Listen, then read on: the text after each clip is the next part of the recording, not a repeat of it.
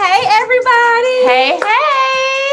We are so excited to welcome you to this exclusive P31 podcast. Yes, the first of many P31 live podcasts, y'all. Yes, this is our very first, and we have such a special guest with us tonight. You know how we do with the P31 Spotlight. I know it's been a while since we've done it, but we actually are wanting to get back into doing it a little bit more because it has been so long. And you know how we are. We love to find awesome, powerful, inspirational, motivational women of God who are really walking out this P31 lifestyle because we think that it's so important to continue to not only give other women who are doing great things a platform, but use, the testimonies to overcome. The word says that we overcome by the blood of the Lamb and the word of our testimony.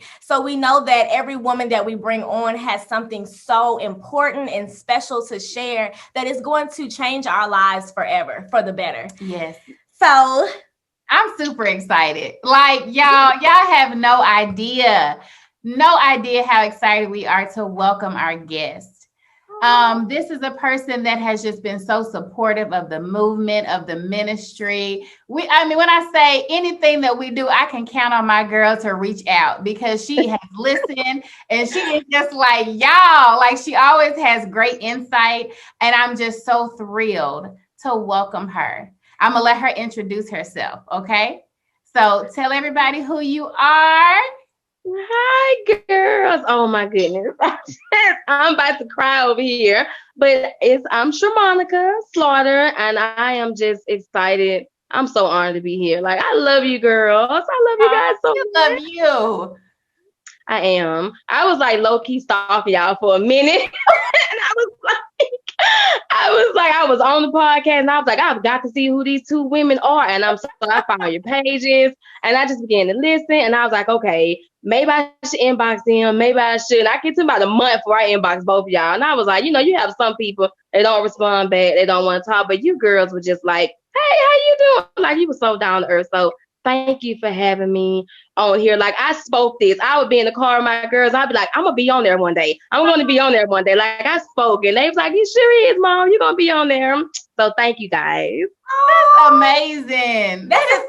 That's a powerful testimony in itself. Right. It just speaks to the power of our words, and just activating faith and believing God. He wants to give us the desires of our hearts. Yes. And I think it's so beautiful that your children got to hear you speak that. And now they get to see it manifested. It's just a testimony to them to see faith in action. Thank you. They so excited. They like, Mom, you're famous. You're famous. I was like, thank you. Thank you. Yes. Thank you. I accept it. Thank you. And we can say that, honey, you are blowing up. I mean, booked and busy. Do you hear me? I appreciate that. Come on. Right. We had to reschedule. This interview. And I am not mad about it. I'm so thankful. God is doing great things.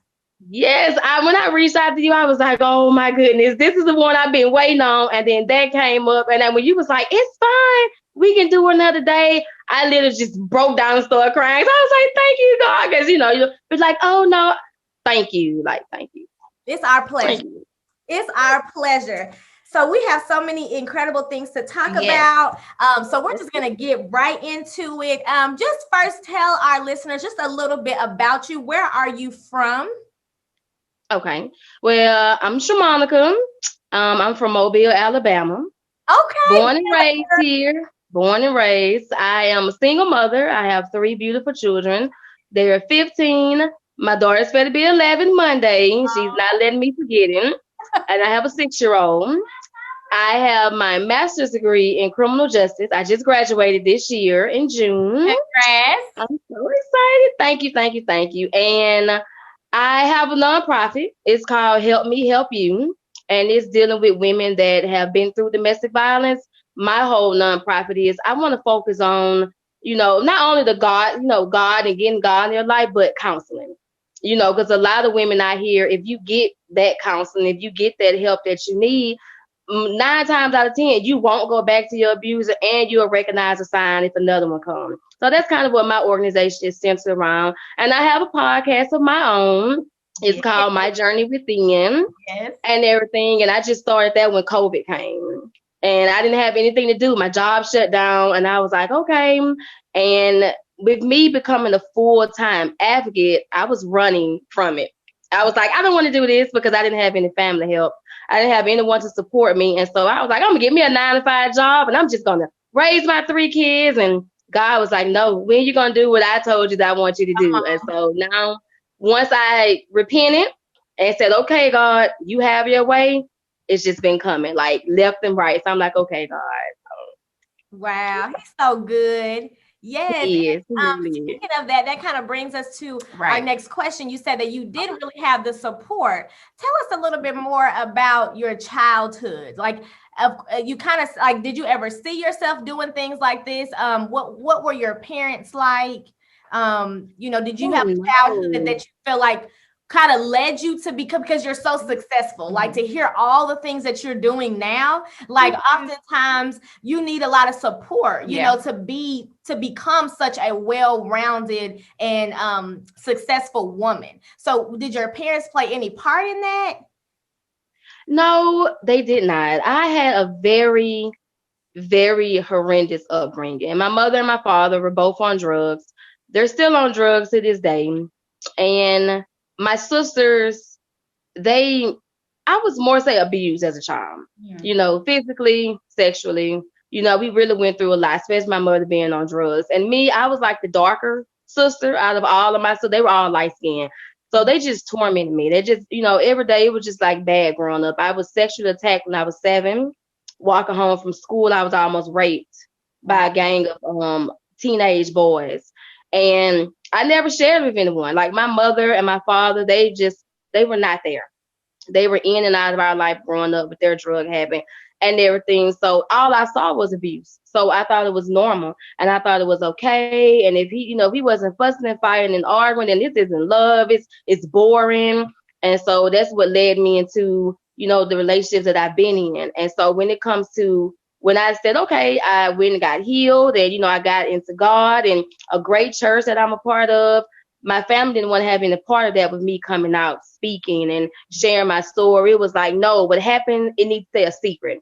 So that was like the big thing in our family. And I was like, no, like I break that generational curse. When it comes with my children, we're open and we're honest and we share things that's going on. We're not going to hide anything at all, period. So that's where the no support came in at. So, I'm kind of like, I'm the black sheep of the family. Oh, you think you're so better than us and, you think you're so safe but you're not married, we're married. And I was like, that's okay. My husband on the way, he'll be here. He's going to be a great man. Yes. He is. But right now I'm going to do what God told me to do. That's what I'm going to do. And so that's where it's mostly just me and my kids. It's just, that's the family that God has given me and they support me and that's all what I need. I mean, so you took us through a lot real quick. I'm going to back it up, though, because we need to hear more about some of the things you said. So it started from, a childhood, like you said, that wasn't supportive, that was abusive. Can you talk to us about how you feel like coming from a place like that or coming from a family like that, how that influenced or affected what your life or relationships that you got into afterwards? Oh, it heavily affected because I was searching for love. I didn't ever get it growing up. I could give it, but I never received it. So I was out here searching for men to give it to me. And so I would just take any kind of a man just to say I have someone. So I didn't want to be alone because I dealt with a lot of abandonment issues growing up with, mother not being there and father coming in and out. And if he was there, he didn't have anything to do with us. And if he wasn't there, then he was a great father to whoever he was with then. And my mother being on drugs the way she was, it was just days where she would lock us out the house and we had to sleep outside. We had to sleep in dumpsters. She was really just on it bad. And so, my sister and them, they were, molested by her boyfriend. He didn't get a chance to molest me and my younger sister because she left them by then and everything. But it was just a constant, not having food. doing this and doing that. She was just out there really bad. But I had forgiven her because I had to learn her story. She was abused as a child and she turned to drugs instead of trying to get help and everything. So my drug was men. I felt like I had to have a man. I was settled for anything just to have a man. And it ended up costing me my life when I got in my abusive relationship. Wow. So you have a testimony of 9 years of domestic abuse, which is a really long time. Was this 9-year span the same man or different men? I was well, actually, to be honest with you, as I sat down to begin to think about my story, he was the longest abusive relationship, but he wasn't my first. The first one was a guy when I was 16. I dropped out of high school and I went to Job Corps and I met him there. And he pushed me through a glass window. And I lied to the people, but they was like, they saw it on camera because we was in the building where they had cameras around. But I lied and tried to say, oh no, I tripped and fell and everything, but they'd already saw it. And so it was like from him to I would maybe give the next man. He wasn't physical, he was emotional or he was verbal. And so it wasn't until I got with my daughter's father. Well, it was 4 years that he abused me, but I've been 9 years free from the abuse. Okay. So yeah. Wow. Why do you said something interesting? Why do you think, and I hear this often, and we were just recently kind of talking about it with the Megan Thee Stallion situation and her getting shot in the foot, and just how we see a lot of Black women, I don't know, maybe all women, who feel like the need to protect like their abuser. Where do you think that stems from? It's weird because as much as I feared him, I wanted to protect him. And it's just dysfunction. I look at it back now, it's very dysfunctional. But we'll tend to be like, we don't have anyone else, or maybe he'll change, or maybe if I just keep doing the right thing. I know that was my mentality. If I just keep on doing the right thing, he'll change, he'll stop, it'll get better, and it never did. And it never will at all, because it's something within him. Yeah, that's good. So it makes me think, so several years, different men, just same pattern. How was it that you were able to release from that? Like, what was the journey like? What was the story like? Like, how did you leave boyfriend number 1 and then go to boyfriend number 2? And then how did you leave from there? Well, I was married before. I was married to my son's dad. We were married. And so he was verbally abusive in a way. He left like 3 months after we got married. He just didn't want to be married anymore. Left me and my son. And, we were homeless. We had to stay up in my car for a little while until my mother was like, well, I guess I'll let you back in.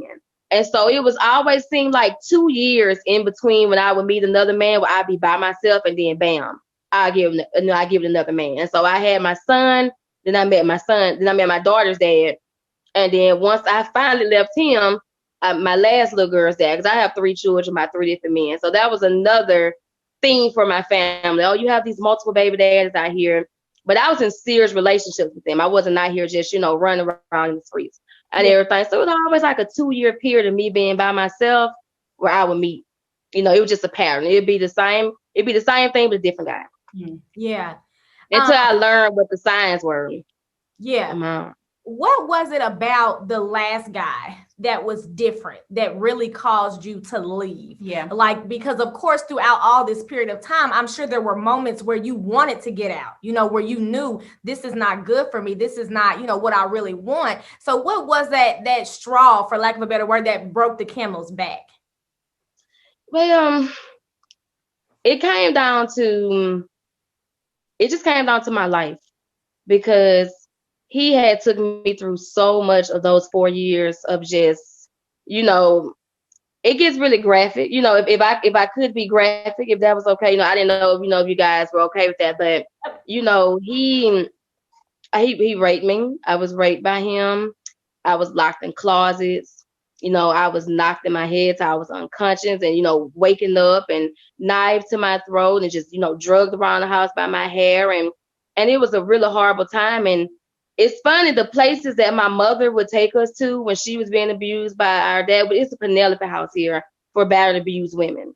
She would take us there. I ended up reaching out to them because he was living in my house. I was a breadwinner. He didn't even work, but he wouldn't leave. He wouldn't leave at all. So the apartment complex that I lived in, if they knew someone was illegally living with you, they would evict you. So he would hold it over my head and say, you can call the police. I can go back and live with my mother. You and your children will be on the street.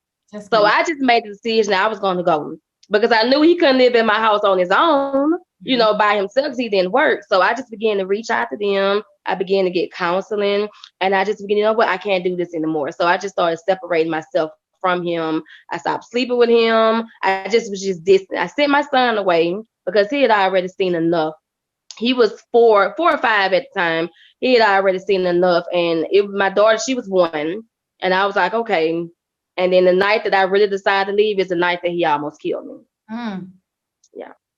And so I had to make that choice.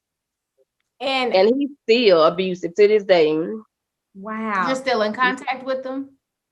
Well, my daughter sees him through her family, through his family and everything. But I know that every woman that he's been with after me, you know, he's abused them. And it's so strange that this podcast fall, you know, on today because I had just talked to someone in his family and he's in jail now because he strangled a woman. Wow. Wow. And I didn't even know he had been in jail since last month.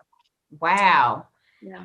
Now, one of the things that really, blew my mind about your testimony was just this miraculous just deliverance, yes, you know, that God did for you because you spoke to him, almost killing you, you know, and please share what that night was like, you know, for you when you tried to leave.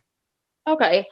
Well, I was asleep downstairs because, like I said, I had stopped just dealing with him, period. I wouldn't even talk to him. I was moving things out of my house. I was putting money away because I was going to go. I was going to disappear. And I just remember, like I said, my son was gone for the summer. And me and my daughter, we were downstairs asleep. He was upstairs asleep and he just woke up in a rage. And, you know, he came and woke me up. And of course, you're cheating on me. You're not sleeping with me and just all this stuff. And I was like, you know, I got to go to work in the morning because I was the only one working. Now, he would never mess my face up. It would always be from the neck below because I had to work. And, you know, so I had to cover up, you know, bruises and everything. So he just drugged me off the couch by my hair. And he just, you know, began calling me all kind of names, hitting me. I was bleeding from my mouth and just, something inside me just said, I got to go. So I grabbed my daughter and I ran. I ran out the house. And he ran behind me. I fell outside and my daughter fell. And so he flew out of my house and said, you threw my daughter on the ground. And he hit me in my head. Like I have a scar, like right here to this day. And I just remember the blood just running down my face. And I just took off running. And see, where I lived at, it was like a huge field. And my mother lived through the field, which is the oddest thing. She lived through the field from me. So I was running to her house. I was just running to her house. And he caught me because he played football in high school and everything. So he caught me, tripped me up, and I hit my head on the ground. And he left me there. Like he left me in the field, bleeding from my head. Like he left me there. And you know, every time I tell this story, like I get emotional sometimes, but I know God has healed me from it. Yes. But I saw my funeral when I was unconscious. Like I saw myself in the casket. I saw my children, my son and daughter at the time, sitting on the front row, crying. And I was just like, okay. And I heard a voice clearly say, if you don't leave him now, you're going to die. Like he's going to kill you. And I don't remember, be honest, I promise you, like, I don't remember how I got back to my house, but I woke up the next morning and I was in my bed. And I was like, okay. And I just remember I didn't have any more fear anymore. And I told him, you got to go. I told him right now, you got to go. I called his mother. I said, you got to get your son out of here. And of course, you know, he was like, I'm sorry. It'll never happen again. You know how men you get. He tried to play that role right there. And I was like, nope, not today. Like, right. You got to go. Then, of course, it went to the, oh, you'll never find no one better than me and this and that. And I was like, I hope I don't. I promise you, I hope I don't. And he left. And I sat down behind my door and I cried for about 2 hours. I cried. And then when I got up, I said, I will never cry over this again, God, if you give me help to really move forward. And he did. And that was 2011. And like, I never went back. It took me like 2 years. I went through therapy. You know, I was like in a really dark place. I didn't even tell my family. It's almost like 3 years later. They just thought we broke up. No one knew what was going on because I felt like I couldn't confide to them because they were being abused. My mother was abused. My sister was in an abusive relationship. I didn't have anyone. And the friends I did had were, girl, I believe him. Or I would never put, you know how I would never put up like that, but they would never say, what's going on? Like, hey, do you need someone to talk to? Let me help you. You and your kids can come here. I didn't have that. So I had to do it on my own with God's help. And, you know, thank God, like he eventually went on within like 2 months to another woman. So I didn't really get the, you know, the aftermath. You know, sometimes when you leave, they still try to hurt you because he had found another victim. And so he had left me alone. And, you know, unfortunately, he did her the same way. And it was like worse and worse after each woman. Wow. So that's where my work came in, the advocacy work. Girl, I just thank God. Yes. You know, thank God that you are here to share your testimony, to share your story. I couldn't even imagine. I couldn't imagine. No. And the one thing that like keeps resonating with me is just around how all of this was happening, and in all of this, you continue to just bring up God. You know, your relationship with God, and you called on God. You believe that He would deliver you from this. But, you know, with a lot of people, that's not always the case. You know, sometimes when we go through difficult situations, it puts a strain on our relationship. Did you ever experience any of that throughout, you know, these different men or these different relationships where you might have questioned your relationship with God? Or how did you maintain a strong relationship, even though all of these things were happening? Oh, I did. I went through my bouts of, you know, God, are you here? Or sometimes I would even push myself away because I felt like, you know, God is not going to keep hearing me coming to him crying about, okay, I don't want to be in this. And then he get me out of, even with the situation with my child's father, he left. You know, we would break up like within like the 4 years, we broke up like 4 or 5 times, and he would go get with this other child's mother, and then he'll come back to me. And he went and married her. He'll come back to me. He had a baby with her. He came back to me. It was like, you know, I kept letting him back in, and I was like, okay, God don't want him. He don't want to have anything to do with me. So yeah, for a period of time, I felt like I didn't have a relationship with God, but he was still there because he still had his hand on me and everything. But of course, I did have that. You know, I would change churches, and it was a struggle. It was like a roller coaster of me being on that and everything. But now I know that through all that, he never left at all, period. It was me and my action, the things that I was doing, but he was right there the whole time. Thank you, God. Yes. And it's just amazing because, I mean, even to, like you said, I'm just blown by the fact that you don't know how you got home. Like that blows my mind. I promise you, I asked him, like, I used to ask him all the time, are you sure? And he would swear, he was like, you know, he just have them, and I left you there. Like, I left and I didn't look back. So I don't know. And I would just say he was an angel. It had to be because I woke up in my bed. Like, I lived in an apartment that had stairs, so I had to get up the steps. And I was like, okay, God, it was nobody but God. You know, I just still thank him. Even to this day, I'd be like, God, I don't know how I got there. And if you never tell me how I got there, I'm just grateful that I got there. Yes. Come on, God. Yes. So with that, and you mentioned a few different things, of course, your relationship with God. You said you went through counseling too, which we find a lot of people don't do. You know, they you know, and it's good to go to church. It's good to have the word of God, but I think a lot of us miss the importance of actually going through therapy and seeing that it's okay to have faith and know God and still seek counseling, still seek therapy. So what is your advice, you know, for a woman who is in your situation to get out? You know, if there was any couple of things, you know, a few steps or things that were really fundamental to you getting free, not just leaving the relationship, but actually healing from the relationship, what would those things be? Well, first I would say that make a plan if you can, because a lot of times, you know, in my situation, I was the breadwinner. You have some women where it's not the case. He may be the breadwinner. You know what I'm saying? He may make all the money, but I would always say, a woman, you would never leave an abusive relationship until you're tired. Because I had people talk to me till I was blue in the face, but I wasn't tired.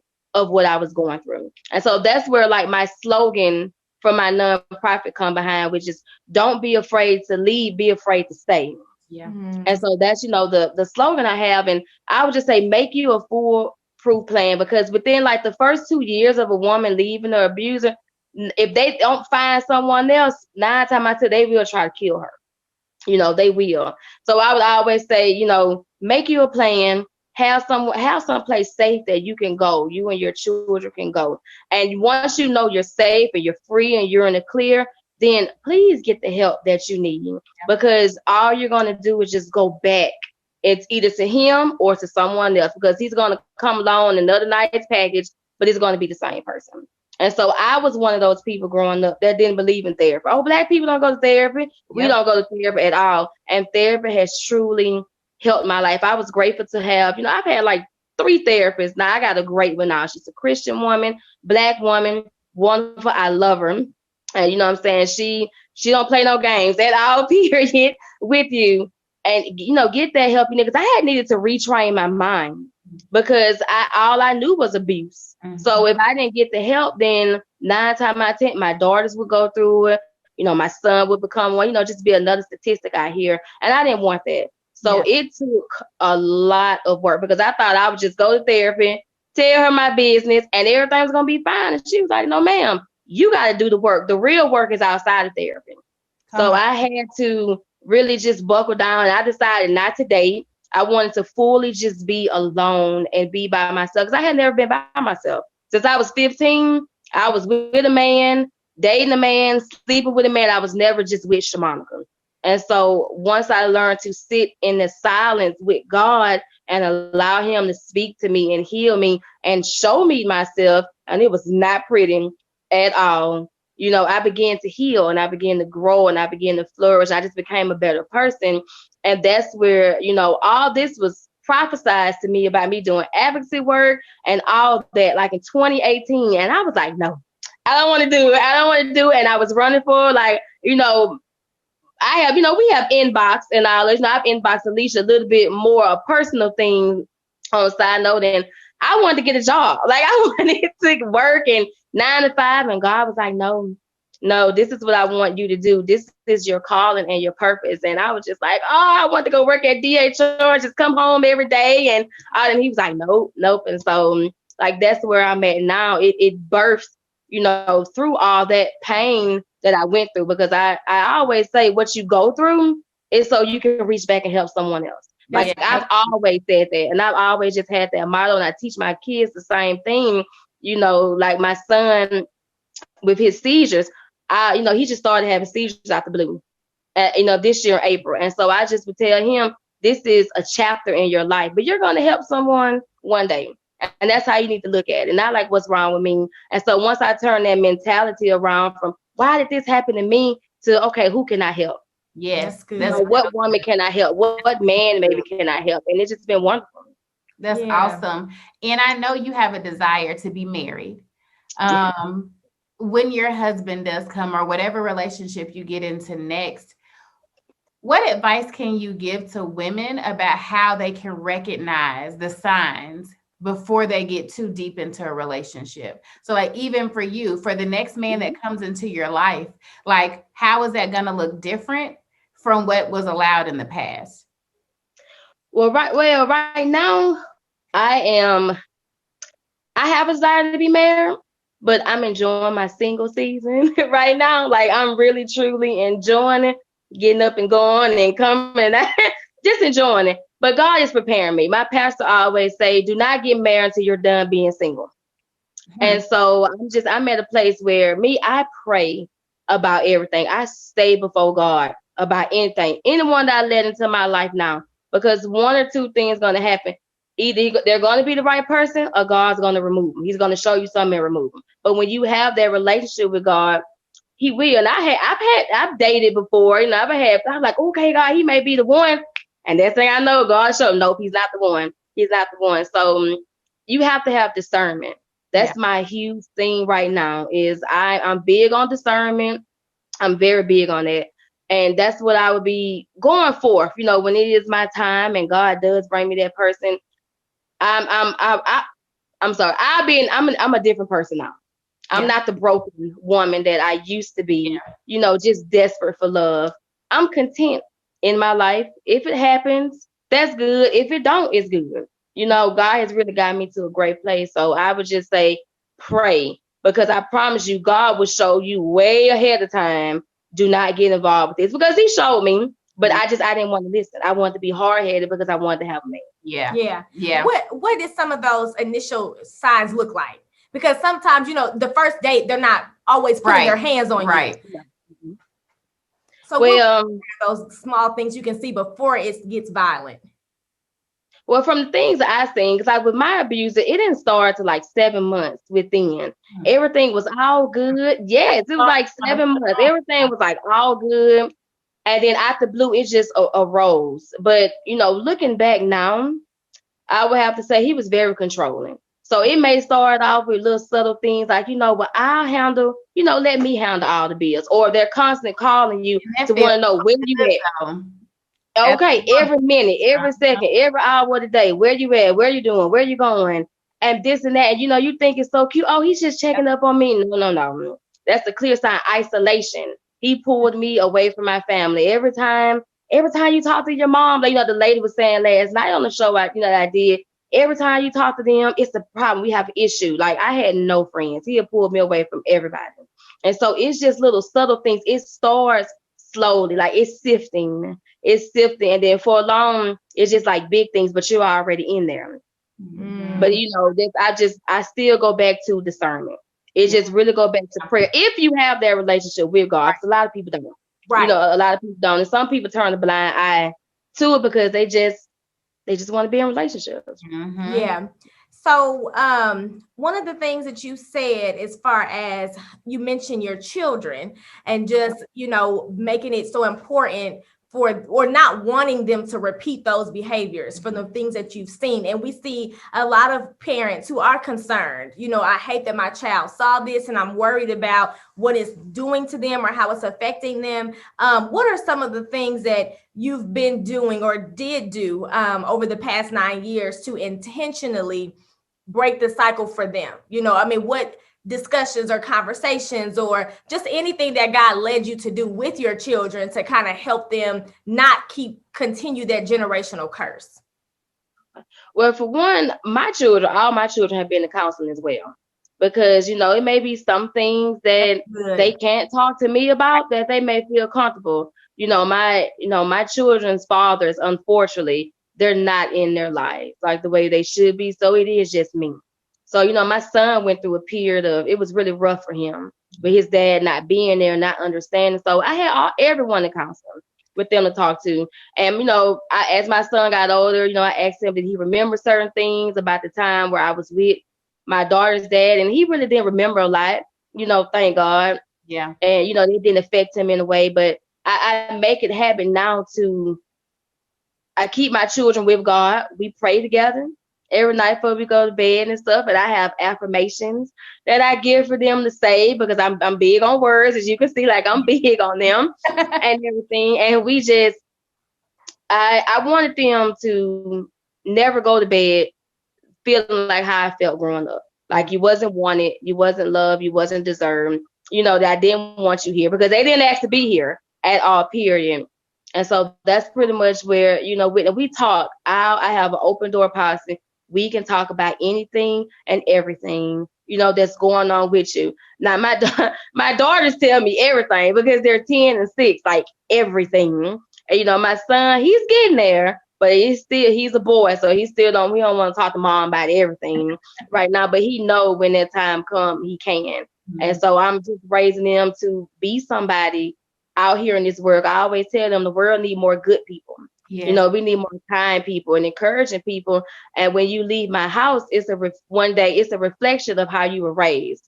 How I did. Like I just have this fear. God forgive me. And I know it would never happen, but I never want a woman to call me and say, your son is trash. Like your son is just a horrible individual, because I've been with some horrible men. Yeah. And I was like, no, son, no, all the things that you've seen me deal with and go through, I want you to be a great man out here. And same with my daughters.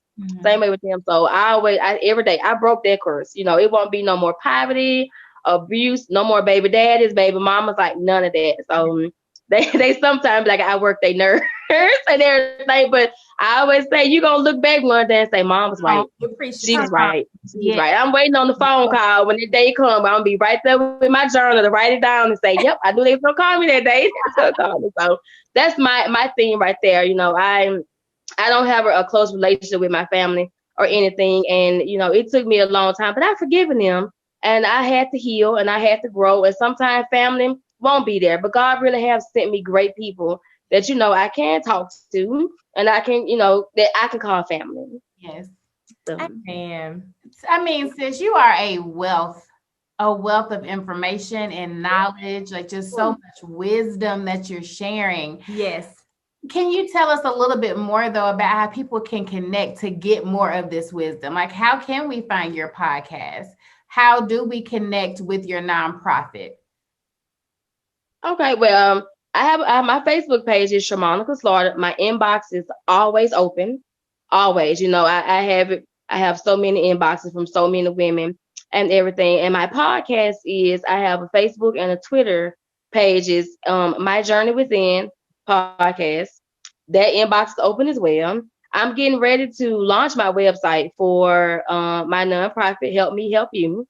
So right now, in the meantime, I'm looking for spaces. I'm looking for a building, and it's a lot that you have to go through to get someone that can do counseling, you know, outside of certain things, a lot of rules. But as of right now, I feel like God is giving me a gift of being, you know, just a shoulder to lean on and someone to talk to right now. So if they want to hit my inbox, like, they're more than welcome. I've met up with women, you know, went out to eat with them. Just sometimes you just need someone to talk to.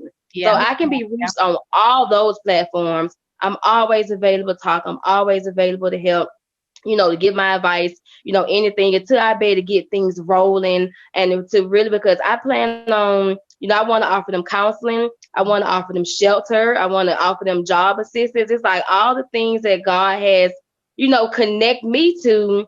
Now I can connect these women to. When I wasn't having a job, I know a place they can go to for free where they can get, you know, resume training and job training.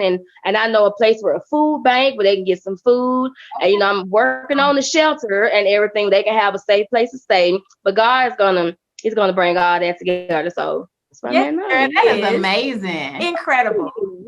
So powerful. So with My Journey Within, I know you said they can connect on Facebook and Twitter, but do you are those podcasts posted anywhere else? Like, are they just on your Facebook page or are they on YouTube or Spotify, any of those other platforms? Yeah, I'm on a lot of platforms. I'm on Anchor, I'm on Spotify, I'm on iHeart, you know, pretty much Castbox. I'm on Google and Apple.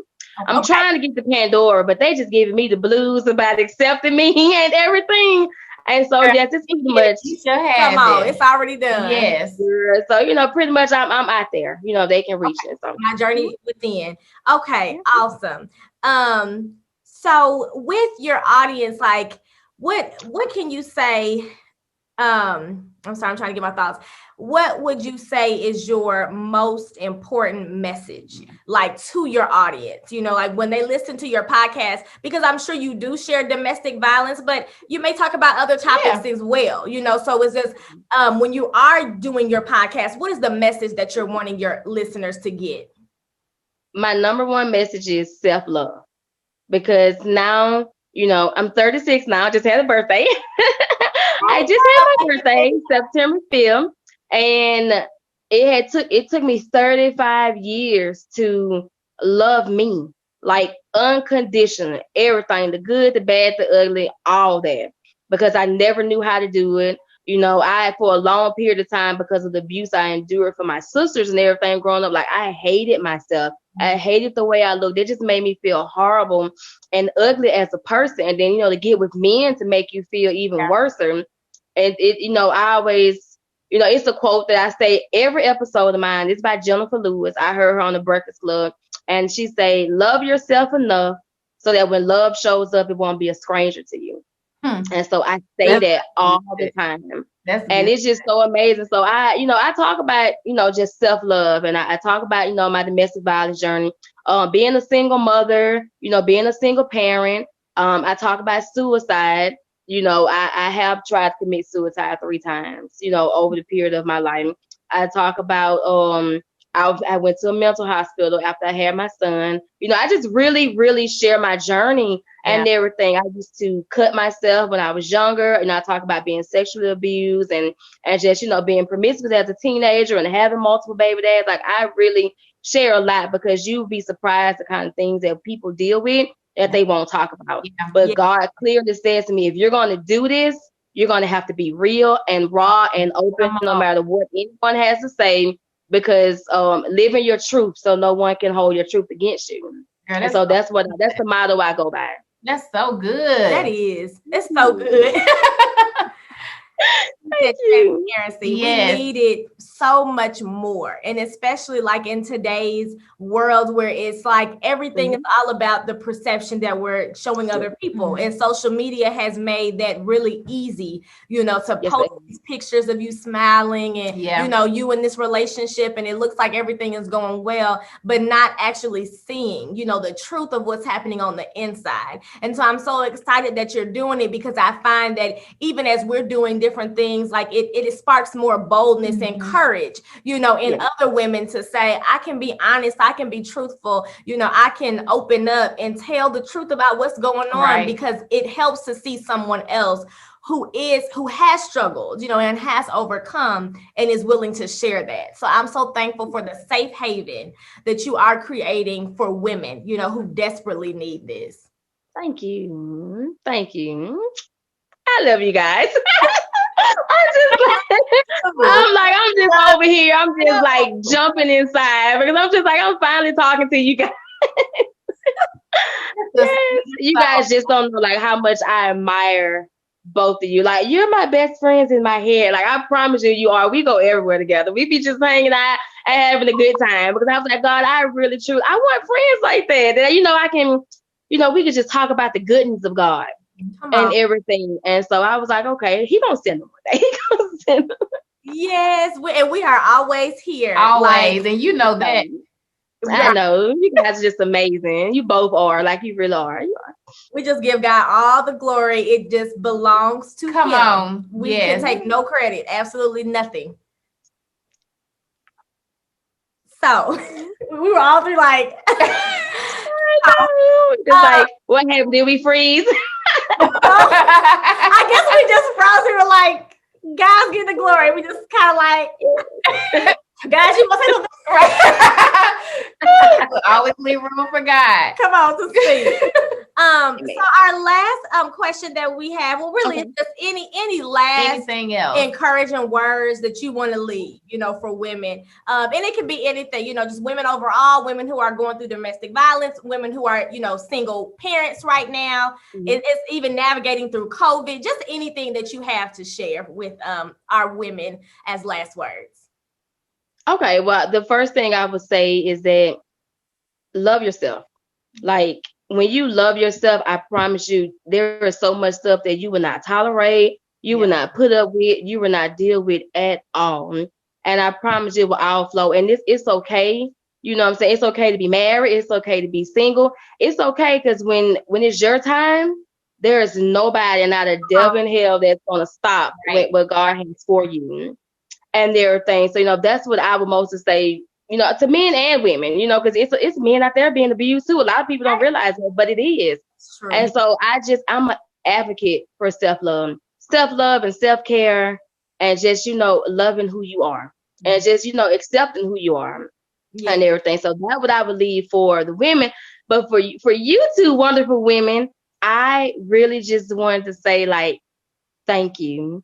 Like, from the bottom of my heart, from like the inboxes to, you guys responding to just, seeing, because I swear, like, I binge listen to you guys podcasts like all the time. Like, I love every episode, from, yours and now yours, Alicia, you and your husband, and just, the whole Soul Ties family and everything, which I would love to do a round table with all y'all. Like, I would love to meet Dale and Timo and all of them. Like, I see it in my mind. But I really just want to, I am so grateful, for me reaching out and trying to connect with people. I've got a lot of doors closed. I got a lot of just, inboxes looked at and they wouldn't say none or they were nasty. But you ladies were just so real. And, you know, you just, God is just shining his light on both of you guys.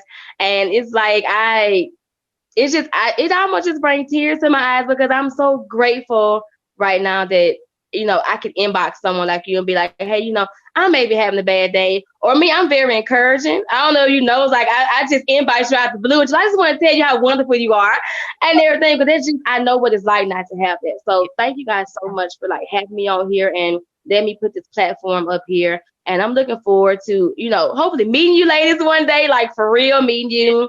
Or maybe coming back on and maybe having you on my show. Like I'm really grateful because you both are like the real deal and you walk this walk and you love God and you're so just honest and true. So thank you both, like the bottom of my heart. Like, thank you. I am really going to cry when I get off of here tonight. I'm going to cry because God is just so good, the people he's connected me with. So thank you. Oh, it's just Girl, bless you. I'm like, I'm about to start crying now. Yes, bless you. Yes. And I mean, yes, like anytime, like prayer, you know, even if it's not, I don't have time to pray, but just, hey, y'all, pray for me today. Like I got a lot going, you know what I'm saying? Whatever it is, we are just here and we're so excited for you. And we're going to be continuing to pray for you for the open doors and just for God to give you favor and to just increase you. And just, we believe that God's going to give provision for every single thing that you are doing. That it's not even going to be a question of whether you're going to be able to do it, right? How you're going to do it. It's just a matter of when and just being in his timing. But we know that everything as far as the shelter, the funding that you need to do this, we just already speak now, for God to send the people that have the money and the influence to invest and the heart and the passion to help you with what you're doing. And we know that because it's for God, it's for his kingdom. We know that he is partnered with you in this and that he is going to continue to see it until the end. Yes. So we thank you. And I also just want to give people an opportunity to sow into you. So do you have a Cash App? Is there anything, a PayPal account, any way that they could sow into you? Yeah, I have a Cash App. It's Shermonica Slaughter. You know, it's just my full name, and that's the same way with my PayPal. And we will, and when we post it, we will include that. We'll include all of that stuff, the name of your podcast and stuff, in the comments. But just go ahead and just spell your Cash App out for us. Girl, I have a long name. It's long. It's it's the $. It's SHERMONICIA Slaughter SLAUGHTER. Okay. And that's the Cash App and that's the PayPal. It's like PayPal me, but it's my name and all that too. So okay, awesome. Well, it's long. It's long.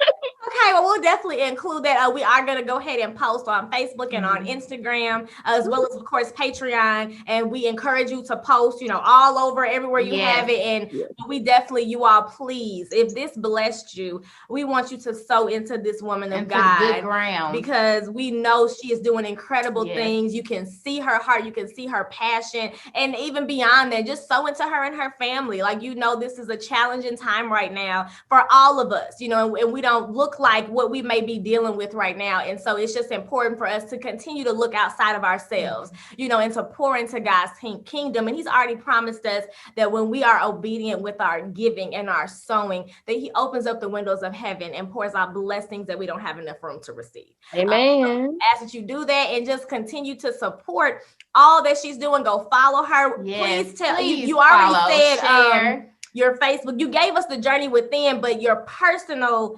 Facebook, Instagram, Twitter, just go ahead and shout that out too before we close. Well, I'm on Facebook as Shermonica Slaughter. I'm on Instagram as Janae IJ. Those are my children's middle names. I put that as my Instagram. And then I'm on Twitter, which I'm thinking about changing name, but it's Black Mermaid. It's Black Mermaid. I'm on there, Twitter. And those are my personal pages. But for us with the podcast, is My Journey Within. That's just Instagram and Twitter. And I'll be getting ready to launch, as I do the website, I will launch the Help Me Help You Facebook page. So all that's kind of going to coincide together. So, awesome. But I can be reached at any one of those pages, day or night. Please inbox me. Like, my heart goes out to you. Like, I'm there. I'm up anyway. And going over all these things in my mind. So please reach out. Please. Yes. Yes, well, thank you so much, sis. We appreciate you so Yes, very we much do. for spending this time with us, making a space for us on your calendar. We know it's going to continue to fill up in Yes, Jesus' name. yes, and we look forward to many more engagements with you. Yes. Me too. Me too. Thank you guys so much. So now I can go cry in the shower and just be glad. Thank you guys. Thank you ladies so much. I hope you have a wonderful, blessed night. You too, beautiful. Love you. Love you as well. Bye-bye. Bye.